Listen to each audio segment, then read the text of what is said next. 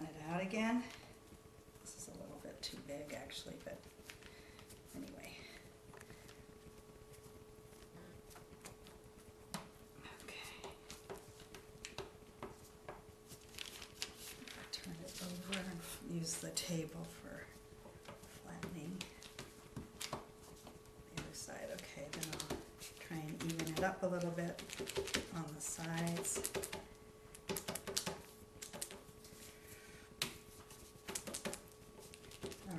I think there's an example of a volute handle, which is basically a sort of a curlicue, and I want to make sure that I've got equal amounts for each handle. So I'll just cut this exactly in half. Now one of the edges is going to actually show on the pot, so let me try and clean that up a little bit. Get a shape here. Okay, so this is a volute, which means that it's like at the top of an ionic column. It's this spiral. Okay, here we go. Just gonna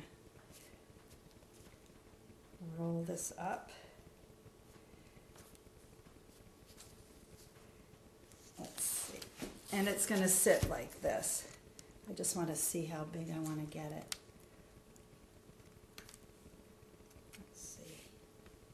Yeah, that's about right. It's kind of eyeballing it. Okay, so let me pat it down. Sorry, let me pat it down so it's somewhat, not too much. You want the lines of the volute to read. Let me do that again on this side. Make sure it's sort of even.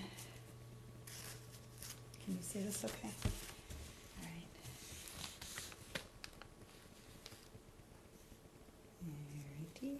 It's about the same size. There. Okay, so I've got my two handles, and I'll be putting them here and on the other side like that. Okay, so what I need to do again is that, you know what, I think I'm going to make one more curve there. We'll be making the little incisions and then putting it together. We'll just stop for one moment. The handles end up pretty much on symmetrically on the opposite sides, just to mark roughly where the halfway part is. Now again, we're going to score the clay both on the body of the pot and the handles, and scoring again is just very lightly making these little crisscrossy marks both here, and I need to figure out where it's showing up on the pot so that I can make some crisscrossy marks on the pot here and here. And then I'm going to figure out roughly where it is on this side, down from here.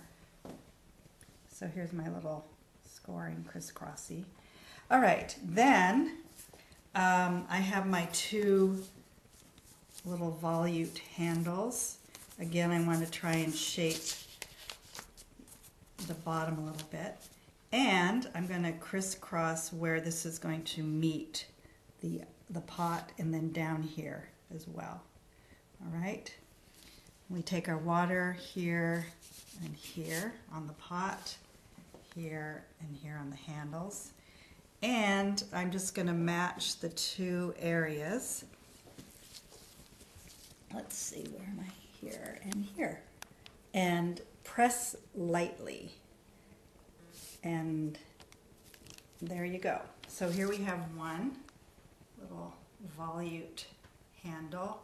I'm going to spend a minute or two just cleaning this up so that it looks like something. And try and make sure that it's pressed tightly there.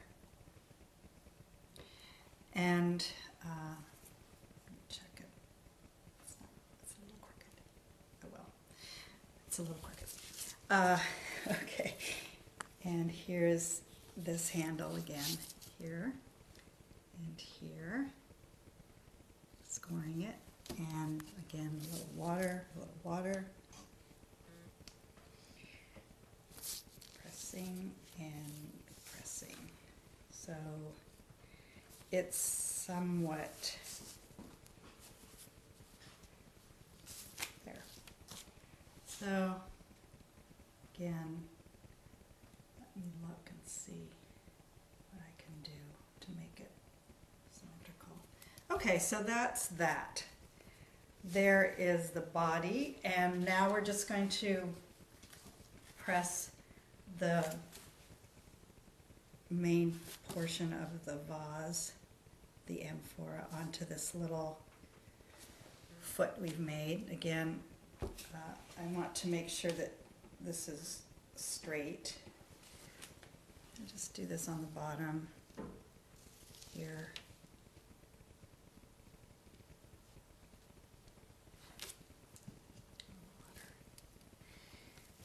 Okay.